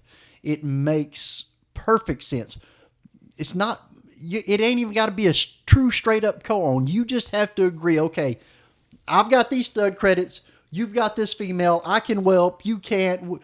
Figure out what y'all can do together to eliminate money out of pocket to come up with the best product for the cheapest price so that y'all can make money, because the market is not the greatest market we're in right now. So anything that you can do to save money, but still y'all walk away with as much money as if It's about the resources you have. if you'd have available, produced the litter by yourself and had to pay all of these costs, you're going to end up making more money the other way than you are single going it right now. Well, see, so like when you whelp the litters, you send them back at a certain point, right? Like Yes. when they're on mush or their own Yep. food, right? But see, now on the flip side of that, like if I were in that situation, because once those puppies get to that point for me Yeah. in my house, you know, I got 3 boys. Right. I hate video games. Right. So when they're at that point, every day for an hour, they have to get those puppies out, bring them somewhere, Right. and they have to play with them. Right. You know, they had to socialize. That way, when we go to sell that dog and you put it in somebody's hands, that some bitch ain't just trembling. And that's And it makes for a better dog and an easier dog, and people seem to like that a lot better. And Yes. I like it because I feel like it keeps my kids off the games, and we're selling a better product. But so like that has value too, because if you bring a dog to somebody for $10,000 and you put it in their hand, they act like they ain't never been touched by a person. That's before. the only thing that I had to get on Cruz about. And it's not that he never done it. He changed jobs. He had so much going on that. No. I'm not taking a shot at him. I'm talking No, about what but and that's what I'm saying. That's a I'm- resource I have. Those boys, teenage boys, I have as a resource, and I feel like it's a twofold deal. I'm getting them off the games. They're doing something physical, and it's a responsibility, right? They're But taking care of something. That's where I was going with that. He's got 5 kids, so to put them puppies back at his house at 6 weeks or whatever, they can go around the kids. They can get Yeah. acclimated to being around people and kids and all of that. and noise, because that and follows noise. kids. And you know, and I had to tell him, hey, we're getting a little laxed on that. You can't just leave them out there with the other dogs as a puppy because they become feral, and I need them to interact with you and your kids and all of that more. And he understood it. Again, it's just conversations we have. I just didn't like the way that they were coming out, and I told him, hey, we got to do something different, you know. And he was like, man, you know what? You're right. I hadn't done this, and I usually do. And we've had this going on or that going on. It's fine. I ain't telling you to take them out and put them in your house all the time. But one thing changed for Cruz. He used to keep all of them in his house, right? Mm-hmm. But then he reinvested his dog money and built him a room for his dogs on the side of his house and all of that. Well, that eliminates the kids being able to just go over to the kennel and play with him. I said, so now That's what Alexa's for. You set a timer every day.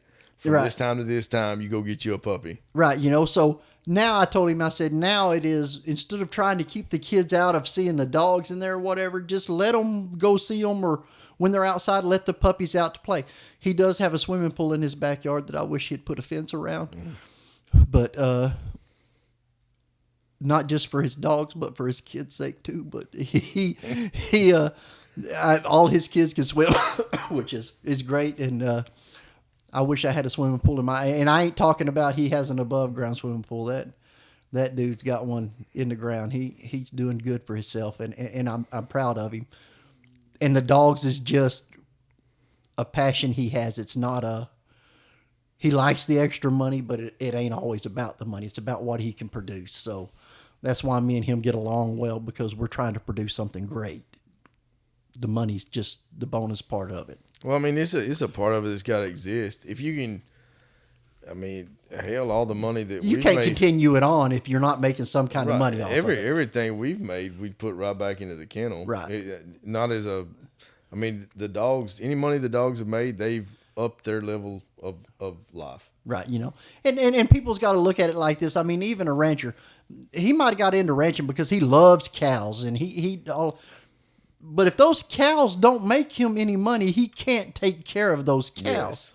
So there's parts of that business that you're not going to enjoy because, and it is just the money part of it, that if you don't understand that part of it and you're not willing to work with people and all that, it just gets, if you're too worried about the money, that's when it gets crazy.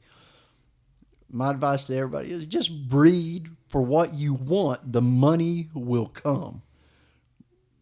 It may not be the money you think you're going to make every litter, but the money's there. It's never going to be, I guess, what if you're chasing a dollar, like, it's never going to be what you think. You're never going to be satisfied on that. There's never enough money. It's never enough. And this is the thing with us. Me and Cruz usually have at least one dog on a litter that we look at and we're like, look, if we don't get X amount of dollars for this dog, it's staying. Period. Point blank, it doesn't matter. We both know it, whatever. Or one of us sees it and the other one don't. There's been dogs that I told Cruz, we got to get rid of that dog. Oh, no. The offer comes in, and of course the money always will change people's mind when you get that big payday for it. And then after it leaves and we see it and he's like, oh, I see why. It's not that it was a bad dog, but it wasn't our style of dog. I don't know if we're going to be able to partner on a litter there, Kevin, because you can ask Manny.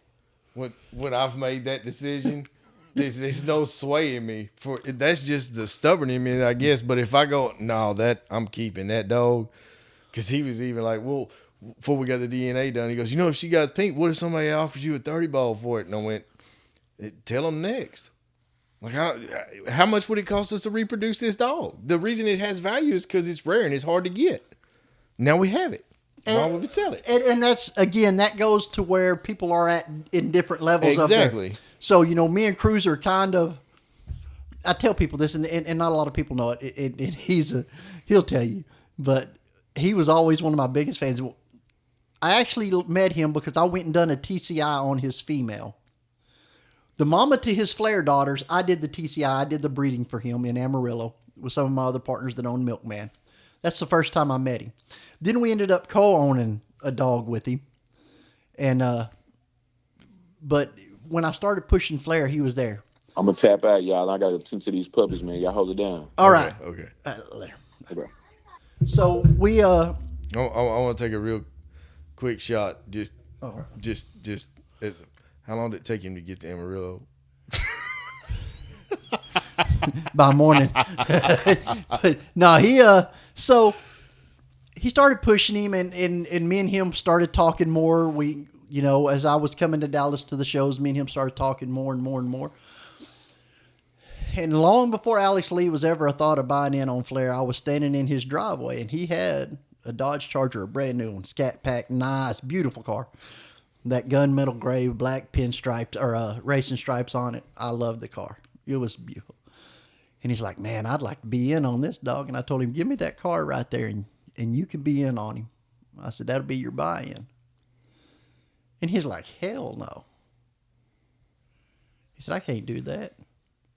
He'll tell you today, man, I should have gave you that one and 3 more because I could have bought 10 of them now. He was only wrong one time, though, boy. Yeah, he had the chance to be wrong 99. You know what I'm saying? Yeah. It was that one he turned out because he could do that 100 times from Yeah. now on. And now, if I call him and I tell him, hey, I think this is what we need to do, he does not argue with me.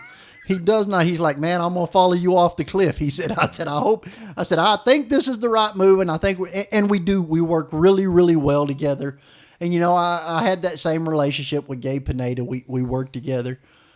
Story behind his is the whole reason I had a whole big indoor-outdoor kennel run is because he was going through some problems with his wife, and they had split up. And he was working in Amarillo. We lived in Lubbock. He had no place for his dogs. And I was like, put a building out here. I'll turn it into an indoor-outdoor run. So every dog he had, I pretty much raised. I mean, Flair's mama lived at my house the whole time. Her littermate brother, Suge Knight, lived at my house. All of it was, again, this type of breeding where when we were done with that litter, we didn't really have a connection anymore. We didn't have to continue working together. If it went great, great. If it didn't, you take your dogs, I take mine. We're happy medium, nothing there. And I think it kind of eliminates that I'm stuck in this forever feeling. You know what I'm saying? Yeah, there you go. Like, cause that's when you feel like somebody's got something, whether it is real or not. You feel like somebody's got a hold on you and what you're doing. Right. When it's 100, when it's forever. Right. There needs to be an end, and then if you want to continue working together, then you're working with each other, not for you. That's the difference. That's the thing. I think if everybody feels like they're working together and not for somebody like me, don't treat me like an employee. Do not on a co-own. Do not call me and treat me like an employee, because you'll find out how fast I'll quit. I'd be remiss if I didn't mention Miss Amy too, because I've done a couple calls Right. with her, and it was like slick. Right. Like there was no issues. Right. So, the matter of fact, that Chong King, that's the last one, but Rip was the first one. Right. And I'm gonna tell you something. I thought she got me, because Rip was so tiny. She hot shotted him up from Corpus to us. We'd never seen nothing but a picture. Right. And he showed up at like 11:30 one night. And when that lady got out of the car and handed us that rat, it literally, he was so little he would fit in one hand. And he was supposed to, and I called her 11:30.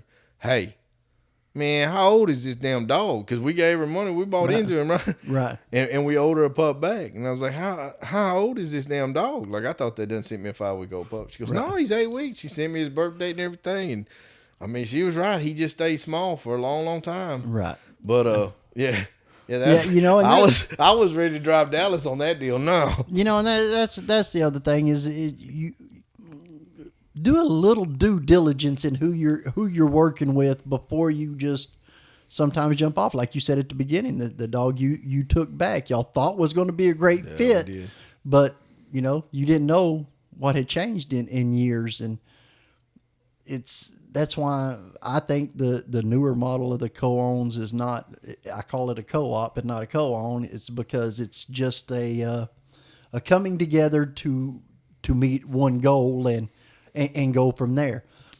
And as long as you lay great ground rules down, me and Cruz don't have a contract whatsoever. I think you hit on it exactly right.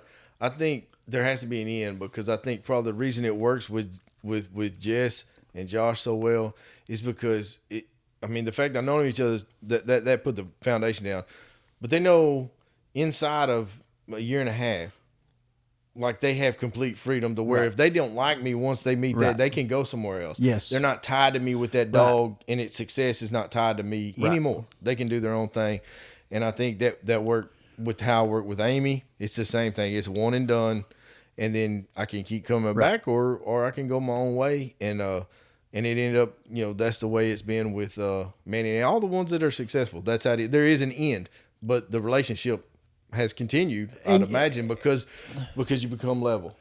You're equal then. Right. Once I own the dog outright, if you ever want anything from it again, So and that's and Cruz. It's funny because he always calls me and asks me. He says, "Hey, the girls are coming in to heat. What are we going to do?" Right? He's got 3 females that we can breed at his house. The 2 flare daughters, and then their mama, which is a milkman daughter. She has 1 litter left, and he's kind of been setting on it. And he told me, "Hey, they're all going to come in together." We just talked about this a month ago, and he's like, "What are we going to do with the chocolate girls, the twins?" And we kind of discussed that. That changed because your litter didn't take, so I had to change it up, and one of them will be going back to flare now.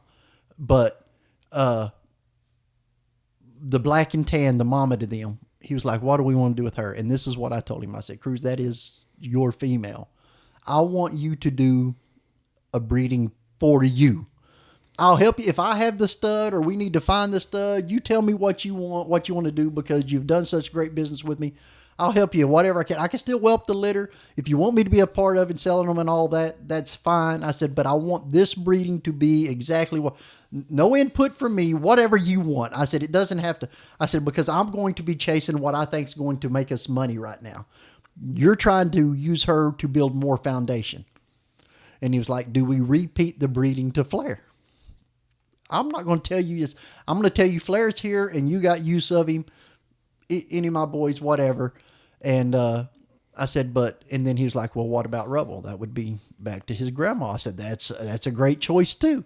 I said, "But this is going to be your choice because it's your female and I feel like you need to do what you want to do with her. I don't want in on that one." I said, it's not that I told him I don't want in on it. I don't want in on the decision of where that dog's. So some bruff. I said, it's not that I don't want in on it. I just want him to feel like I'm not taking advantage of every litter that he has and that I have to be a part of it. And even if I help him out with the stud or whatever, doesn't mean it can't be his. Because I told him sooner or later, you got all these females. I said, why don't you just have your own litter? He's like, "Oh, because then I got to pay for whelping and I got to pay." And here we go. He's smart enough to figure out already that, hey, this is very beneficial because it cut my cost to extremely nothing. Yeah. When this happened. And I was like, "Yeah, I get it, So, and he's like, "You always tend to sell them, like that last black and tan we had. He had it at his house for a month, 2 months. Nobody was biting on it. As soon as I brought it to the house, took pictures of it, had it by next to Flair, I had a bidding war going on in my inbox for it. And he was like, "See?" He said, "That's why we've got to do it." But I'm not dismissing that or your ability to sell. Right. But man, you got to admit, like that was a perfect. Like, if he'd have drug his feet, he'd have screwed that up. Because with the Frenchie Bowl coming up and Flair having his own class, like the timing of all that and that dog, because that dog wasn't no joke. Right. Like, that was, like, y'all timed up good on that one. Well, to move that dog for sure. And not only could it go in the Flair class, it could go in the Coy Grams class too. Exactly. So that was a beneficial. But the girl that bought him is very big into showing and all of that, and in his structure, regardless of his color. And she'll breed this dog, and she'll make some money back off of him. And I didn't bust her over the head. She had already proved her worth to me in buying a big money dog from me. So me letting this dog go to her at a cheaper price was a thank you to. Well, it benefited her too. Like the timing of that sale, I'm just saying that one particular one. I'm not talking about all the other ones. That one particular one. Yeah. Like the timing of him going, "All right, whatever," sending it to you, and then you getting associated with Frenchie Bowl, getting your own class, and this customer wanted that she wants it for show, and that dog had the structure. Like that was a. He didn't necessarily send it back. He called me, and he was like, "I can't do it no more. You just want to buy me out and just come and get all these dogs." Hey, we all have those days. And I have to talk him off the ledge, and I do from time to time because he, like I said, he's got 5 young kids. He's got 1 on the way. He just gets overwhelmed with stuff sometimes. Just taking on a new job, he done some stupid shit there, but he was just overwhelmed. I had to talk him off the ledge. Because what he was wanting for them dogs was penny on the dollar, and how I could have got them, I could have. And this is the other thing. If you're truly their partner, you are not going to take advantage. Man, I could have bought all of his dogs for $10,000. That was all of them. That was even the female that I just sold that made him nearly that much money. he was ready to get out, and I told him, nope, let's do this, because he's worried about money. This now, it ain't going to be that way. We'll get it. We'll do that. So I told him, you know what? This time I'm just going to cover it all. I said, I'm going to do the repo. I'm going to do the weapon. I'm going to cover the C-section on the girls we're going to breed. I said, I just want you to make some money. I said, but we're not going to let you stress out because you got a kid coming and you need money. You need all of that. I said, just let me take care of it. I said, what can I do to help you out? Then once we done all the talking and he was griping about all the dogs, he's like, well, I think if just the black and tan wasn't here no more. And I was like, one puppy sent you? Hey man, I get it though, because I'm gonna be honest with you. Like you see my setup in the nursery in the lab there. I have that loft above. Right. When I have litters, like I'm sleeping out there because I don't want them. I got kids in school and stuff like that. I don't want to be up during the night disturbing everybody. And I have set up at 2:00 in the morning on them stairs and just stared at them puppies and went, man, what the fuck am I doing with my life? Right. Man, my family's in there in the house, and I'm out here in a goddamn cabin behind my house staring at some goddamn puppies. and I just, man, what am I doing at this point in my life? I never thought I'd be here. What did I do to piss God off? But then you get those pictures from those people that you sold the pups to, and you see them with their kids. And I, just to clear it up, the punter for the Cowboys got the dog for his brother. Right. I get Christmas cards from that family every year, and it is awesome. And I get updates. Right. And when I get stuff like that, I'm like, well, that's and he's that way, when like he doesn't get the notoriety of having the stud, right? So like this year at Frenchie Bowl, man, his bloodline was there. It won the Coy Grams category.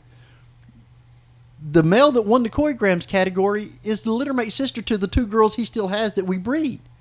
Little Ricky was in the building winning. His mama is the littermate to those sisters. This is what he built and he put out, and I had to make him understand that. And he didn't understand it until Frenchie Bowl. The black and tan and all. We went and dropped that black and tan off because we made the deal, and she's like, well, I'll pick it up at Frenchie Bowl. Then she hit me back up, and she's like, hey, wait a minute. They're having this show up here, and it's got a whole puppy class show in it. I want to. We left, and we went in the middle of the night, dropped this dog off to her. A few days later, it was at a show winning ribbons, and I told him, this is what you have to take. No, this is a big class. It wasn't no bullshit class either. She got third, and there was probably 20 dogs in it. Yeah. It wasn't no bullshit. Right, so, and then when she come to Frenchie Bowl with him, she won with him at Frenchie Bowl. But all of that, and I told him, look, all of these dogs are off of dogs you produced.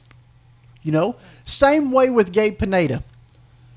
He doesn't get the notoriety and all of that, and me and him work together, and I've never left him out on the fact that he was part of producing Flair and all that, no matter what anybody ever says. You can go check my Facebook. I've always said without Gabe Pineda, Flair would not be in this world. But he hangs his hat on. His name is in so many pedigrees now, on the papers of the pedigrees, that it's out there. Y'all are not going to find my name on a lot of pedigrees because I do my deals this way. Somebody else's females. I'm making money. I'm doing what I do. But that is, my name ain't even on Flair's papers. Brienne's is.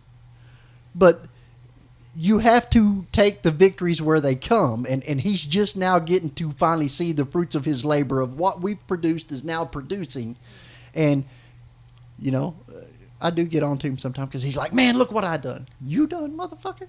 What about me? I wasn't. So he's like, hey, tell him Rubble's coming to a Husky near you soon. So, yeah, so that's Husky Coy out of Rubble is in the works. And that's the good thing about it is sometimes, and people need to get out to these shows to see what their productions have produced and what they're doing out there, because sometimes you just get lost in the fact, oh, I've sold dogs there. Some of these people have sold dogs that some of these big name studs have come off of. Get out there, bump your chest, tell them, hey, I done that. That came from what I started.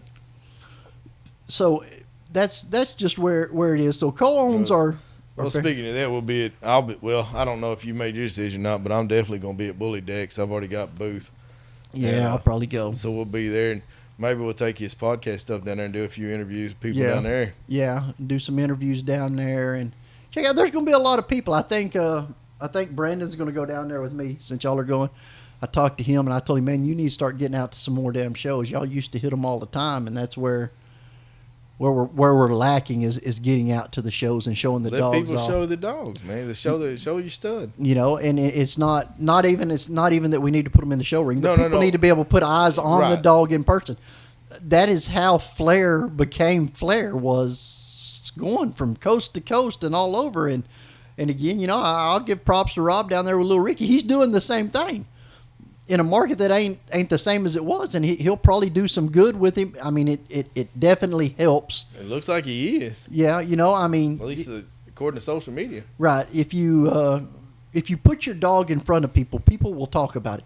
You may not reap the benefits from that show that day. You may not leave that show with a ton of money, but you left that show with somebody that's seen that dog that's going home to tell their partner, say, I seen a vouch. dog that. Word of mouth. Right, Word of you mouth. know. Because now everything's Photoshop or can Right. be Photoshop. You Right. don't know what you can trust Right. with AI anymore. So except your eyes. When Right. you put So- your hands on the dog. And anytime you can take a dog and put it in the show ring like he did, he went to Florida, won Best in Show. I don't care how it happened, whatever.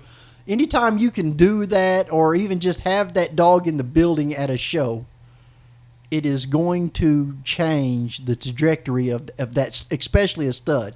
Now, a lot of people oversleep on their females or don't think about the females being all that. But if you've got a badass female that you know you're going to breed, take that girl to the damn show. Let people lay eyes on her, so that way when they see that litter drop, they're like, okay, I've seen that stud at a show. I've seen that female at a show. Now we've got